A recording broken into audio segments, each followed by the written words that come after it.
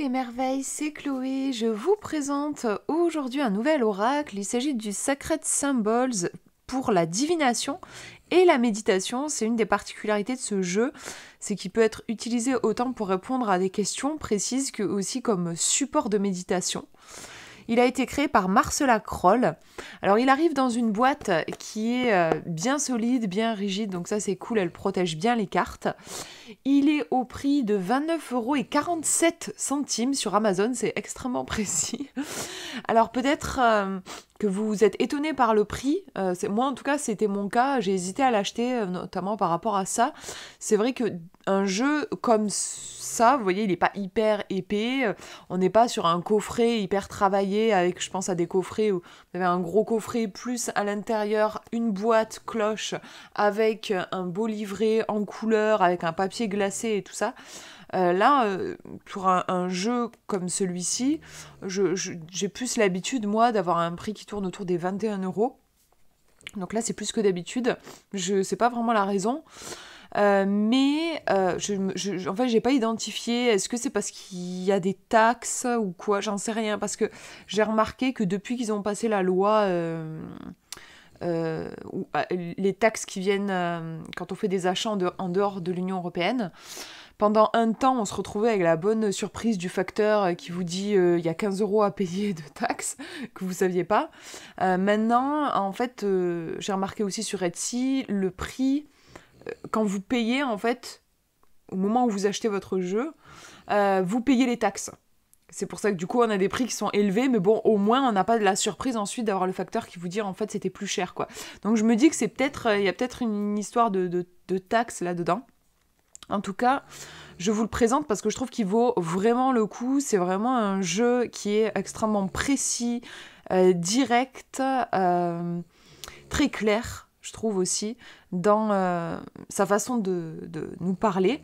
J'ai mon compagnon Morgan aussi qui il se posait une question et il cherchait un jeu, il l'a pris comme ça parce que je l'avais mis sur le coin d'une table. Il l'a utilisé et le soir, parce qu'on s'était pas vu pendant la journée, le soir il me dit j'ai testé un jeu, il m'a éclairé, il était impressionnant. J'ai dit c'est lequel? Et il m'a dit que c'était celui-ci. J'ai dit ah oui, on est d'accord, c'est vrai que moi je trouve qu'il a vraiment quelque chose de remarquable dans sa précision. Donc, on va regarder, il s'ouvre, voilà, comme ça, il est brut, hein, nature. Il n'y a pas énormément de travail sur la boîte. Les cartes, alors, je vous montre vite fait, pour que vous ayez une idée là du type d'illustration. Vous voyez qu'on est vraiment en fait, sur des symboles, il y a quelque chose de très simple, on va à l'essentiel, avec en titre comment dire, l'énergie phare du symbole. On va les regarder plus en détail. Ensuite, je vais d'abord étudier un petit peu avec vous le livret qui est assez fin, mais franchement très très bien fait. Il n'y a pas de blabla en fait, c'est ce qui explique le fait qu'il soit fin. Il n'y a pas non plus les illustrations qui sont reprises. Mine de rien, quand vous avez les illustrations, ça fait grossir les livrets. Là, c'est pas le cas ici. On a 50 cartes dans ce jeu, ce qui n'est pas négligeable. En général, les oracles, vous avez plutôt 40, 45 cartes. Enfin, autour des 40, quoi. Là, c'est quand même top, 50 cartes. Donc, au début, on vous explique comment utiliser le jeu. Vous avez des tirages proposés. Bon, là, c'est simple, hein, le tirage de la carte du jour, le tirage à 3 cartes, le tirage à 4 cartes. Et ensuite, on attaque direct sur la signification des cartes. Vous avez le numéro, le titre, un petit paragraphe qui vous donne la signification, et ensuite vous avez quelques mots sur le symbole qui est illustré sur la carte. Voilà, je suis désolée, peut-être que vous entendez mon petit Cookie, mon chien ronfler. C'est l'heure de sa sieste. Donc voilà, vous avez ça pour chaque carte. Je vous montre d'autres pages. Et voilà, donc c'est vraiment un livret sans chichi qui va droit au but, pas de blabla, et il est très clair, je trouve, dans sa façon de nous parler, la façon dont c'est rédigé. Je vais vous donner un exemple. Puis je trouve que les thèmes des cartes ont été vachement bien choisis. C'est un jeu qui peut répondre en fait à toutes les questions dans tous les domaines. Il couvre absolument tout, il y a quelque chose d'universel. Bon, déjà, on est sur des symboles. Les symboles ont une portée universelle. Et je trouve qu'ils sont très bien choisis. Alors, je vais vous lire la transformation. Le papillon passe par de nombreuses étapes avant de devenir la belle créature qu'il est. Honorez ce processus et permettez à tous de voir votre beauté. Portez plus de couleurs pour aider à annoncer l'arrivée de votre transformation. Méditez là-dessus lorsque vous souhaitez. Alors à chaque fois, vous avez un petit message sur la méditation, parce qu'on vous invite à méditer avec le symbole. Méditez avec ce symbole lorsque vous souhaitez faire appel à plus de beauté, de grâce et d'acceptation pendant les périodes de transition. Donc voilà pour le message. Ensuite, on nous parle du symbole, le papillon. On nous dit le papillon est un puissant symbole de transformation. Donc vous voyez, je trouve que ça va droit au but. On comprend ici qu'il est question de métamorphose, mais pas que. Il y a aussi cette idée d'assumer sa beauté et le charme qui vient, et la vraie beauté en fait, qui vient du fait de s'accepter entièrement tel que l'on est et d'accepter aussi justement ce qui nous rend unique, ce qui nous différencie, plutôt que d'essayer de gommer les trucs qui nous rendent différents et de se lisser. La vraie beauté n'est pas là en fait. C'est aussi ça que nous dit la carte. Voilà du coup pour le type de message. On va regarder les cartes. Donc elles ne sont pas glossy, elles glissent très bien. Bon, vous voyez qu'elles se sont un petit peu abîmées là sur le bord, ça arrive. Qu'est-ce que je peux vous dire d'autre? Elles sont assez simples à prendre en main, vous voyez, par rapport à mes petites mains. Je vous mettrai les dimensions exactes dans la description. On a l'œil d'Horus, j'aime bien. Je trouve ça puissant quand je fais un jeu. Je suis fatiguée. Quand je fais un tirage, j'aime voir cet œil qui me regarde. Je sais pas comment vous dire, mais je trouve qu'il y a quelque chose de puissant. Aussi, quand on fait un tirage, on cherche à voir, on veut voir au-delà des apparences. Cet œil, c'est une fenêtre, en fait. L'œil d'Horus, il me semble qu'il y a une histoire de... C'est l'œil... en fait, je crois que c'était... Parce que à un moment, je m'étais passionnée pour l'Égypte quand j'étais adolescente. Je crois que c'était peint sur les sarcophages et qu'en fait, le défunt... l'idée, c'était que le défunt il puisse regarder à travers l'œil pour voir ce qui se passait dans le monde des vivants s'il en avait envie. C'était comme une fenêtre. Et je trouve ça puissant d'avoir du coup ce symbole-là qui revient sur des cartes divinatoires où on est vraiment justement dans cette recherche de je veux voir derrière les apparences, je veux connaître les énergies. Le rouge, le fond rouge aussi, je trouve intéressant parce que ça va apporter un réel ancrage. On est vraiment sur l'idée ici du chakra racine, l'ancrage qui est très important en divination. Si on est trop chakra couronne et trop perché, en fait, on n'arrive pas à canaliser, à faire descendre les informations dans la matière.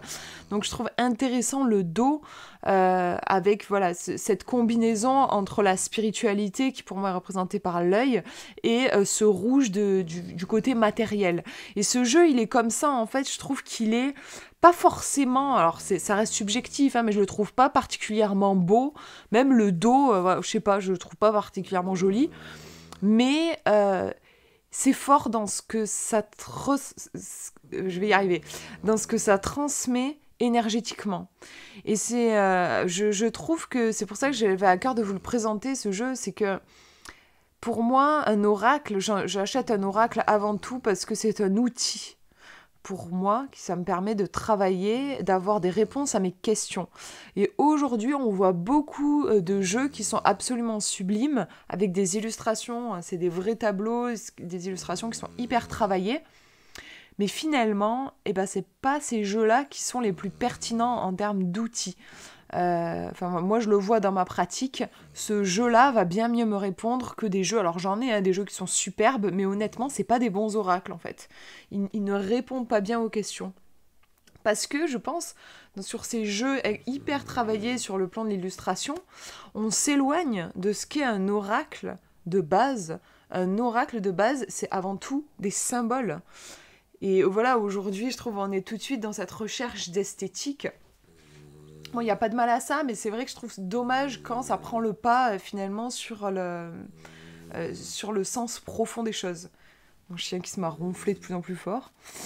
Voilà, du coup, pourquoi ce jeu, je le trouve vraiment intéressant et il se détache pour moi des jeux que j'ai l'habitude de voir. Donc, je vous montre. Alors, j'espère que voilà, je vais essayer d'éviter d'avoir un gros reflet sur les cartes. Je vais essayer de faire une mise au point le mieux possible. Mais j'ai le soleil qui est en train de me quitter, malheureusement. Donc, on a une petite bordure blanche. Le fond, vous allez voir, la couleur change. Et le symbole tracé très simplement. Il y a un côté très épuré. Mais comme dans le livret aussi, hein, voilà, simple et droit au but. Et j'ai trouvé, moi, dans ma pratique, que ça servait vraiment la lecture.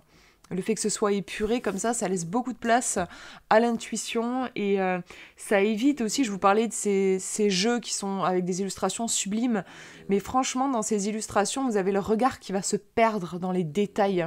Et c'est pas bon, ça, pour ce qu'on veut faire avec un jeu de cartes, c'est-à-dire avoir des messages qui nous viennent. Quand votre œil se perd, quand il y a trop de choses, trop d'informations, on n'arrive pas à accéder à son intuition, en fait. Ouais, c'est un grand classique. On vous dit, si vous voulez écouter votre voix intérieure, votre petite voix intérieure, on va vous dire, commencez déjà par être dans le silence, commencez par couper votre portable, arrêtez d'être dans les sollicitations extérieures. On en a plein. Et justement, le besoin de se retirer dans quelque chose de le plus neutre possible, en fait, pour entendre notre voix. Et du coup, les jeux, excusez-moi, celle-ci elle est à l'envers, les jeux qui sont trop chargés, pour moi, c'est un petit peu comme le brouhaha, un brouhaha qui risque de nous parasiter par rapport à notre intuition. Alors, je suis désolée, elles sont dans tous les sens. La plume de la vérité, donc on a ici un symbole aussi en lien avec l'Égypte, mais tous les symboles ne viennent pas de l'Égypte. Hein. On a vu une aussi qui était, il me semble, viking, là, qui est passée tout à l'heure pendant que je parlais. Le courage, les âmes sœurs, j'aime beaucoup. Tout simple, un cœur dans ce sens et un cœur dans l'autre.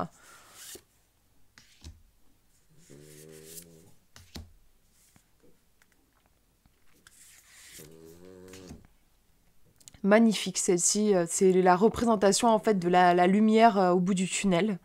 Superbe, je trouve. La chance. Les frontières. Vous voyez, là aussi, par exemple, je le trouve un peu moche, j'allais dire ce chat, j'imagine que c'est pas un chat, c'est une panthère, un lynx, ou je sais pas.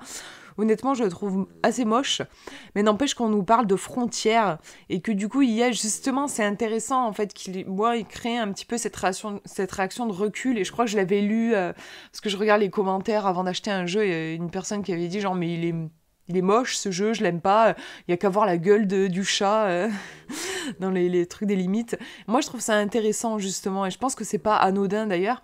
Il crée un petit peu cette réaction de recul et en même temps on est sur une carte qui parle des frontières. Vous voyez, comme je le trouve vraiment intelligent en fait ce jeu. Il cherche pas à nous envoyer de la poudre aux yeux clairement, mais par contre il fait très bien son travail d'oracle qui est de répondre à nos questions en nous faisant ressentir des émotions. L'ancrage, ici avec l'encre. La jalousie. Voilée, là on n'y voit pas clair avec cette carte. Ça peut être intéressant de recouvrir pour en savoir plus. Waouh, alors celle-là, je l'ai encore jamais tirée. Nouvelle lune. Le nettoyage. Le savoir.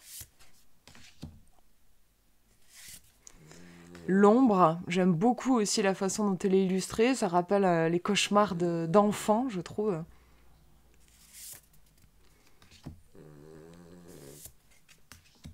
La maison.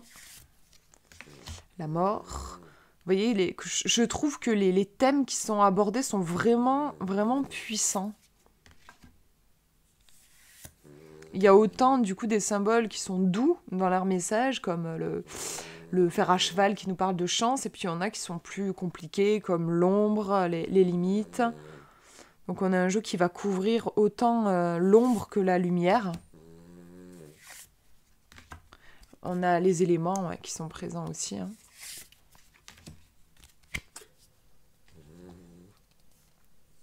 la croissance, le feu, le temps. Désolée, je disais dans tous les sens, c'est que je l'ai pas mal utilisé avant de vous le présenter. La pleine lune.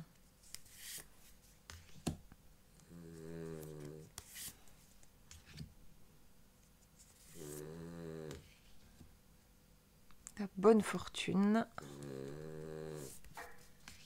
L'énergie masculine. Le divin même masculin. Là, il y a probablement des liens à couper. Le message.